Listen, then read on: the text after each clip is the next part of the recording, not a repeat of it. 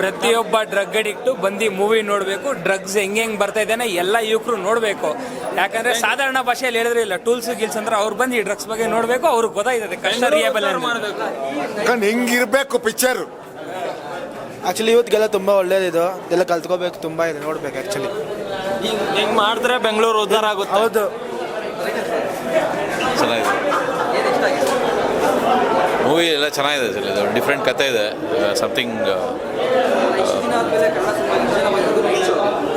ಹೌದು, obviously like ಏನೋ ಇದೊಂದು ಡಿಫ್ರೆಂಟ್ ಜಾನರ್. ಕನ್ನಡಕ್ಕೆ ಒಂದು ಒಳ್ಳೆ break, come back. I think like ಏನೋ ಎಲ್ಲರೂ ಕನ್ನಡ ಸಿನಿಮಾ ಬಂದು ನೋಡಬೇಕು. ಆ್ಯಂಡ್ ದುನಿಯಾ ವಿಜಿ ಅವ್ರದ್ದು ಆ್ಯಕ್ಚುಲಿ ಭೀಮಾದಲ್ಲಿ ಇನ್ನೊಂದು ಪಾರ್ಟ್ ಇದೆ, ಲಾಸ್ಟ್ ಒಂದು 2 ಸೆಕೆಂಡ್ಸಲ್ಲಿ ಗೊತ್ತಾಗುತ್ತೆ. Just come and watch it. Just ಕೊಡ್ ಥ್ಯಾಂಕ್ ಯು.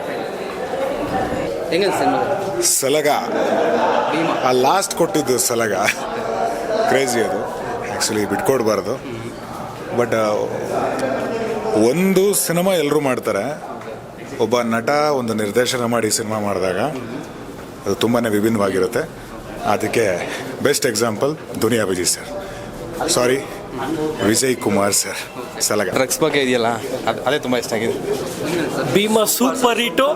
500 ಡೇಸು ಪಕ್ಕ ಭೀಮಾ ಓಡೇ ಹೊಡ್ತದೆ. ಸೂಪರ್ ಆಗಿ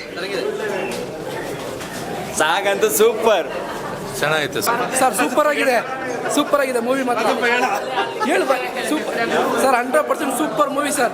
ನಮ್ಮ ಮ್ಯಾನೇಜರ್ ನನ್ನ ಆಫೀಸ್ ಬಿಟ್ಟು ಬಂದು ಹೇಳಿರೋದು. ಅವನು ಚೆನ್ನಾಗಿದೆ ನೋಡ್ಬೋದು. ಒಳ್ಳೆ ಮೆಸೇಜ್ ಸರ್, ಯೂತ್ಗೆ ಒಳ್ಳೆ ಮೆಸೇಜ್ ಇದೆ ಸರ್. ಅವ್ರ ಫಾರಂ ಚೆನ್ನಾಗಿದೆ ಸರ್. ನೋಡಿ, ಇವಾಗ ನಡೀತಾ ಇದ್ದಂಥ ಒಂದು ಸನ್ನಿವೇಶದಲ್ಲಿ ಈ ಗಾಂಜಾ ಡ್ರಗ್ಸ್ ಇವಕ್ಕೆಲ್ಲ ಒಂದು ನೋಡಿ ತಿಳ್ಕೋಬೇಕು. ಮಸ್ತ್ ಮೂವಿ ಬರೋ, ಯೂತ್ ಎಲ್ಲ ವಾಚ್ ಮಾಡಬೇಕು. ಹೆಂಗಿರಬಾರ್ದು ಹೆಂಗಿರಬೇಕು ತೋರಿಸಿದ್ದಾರೆ. ಬಂದೊಂದು ವಾಚ್ ಮಾಡಿ.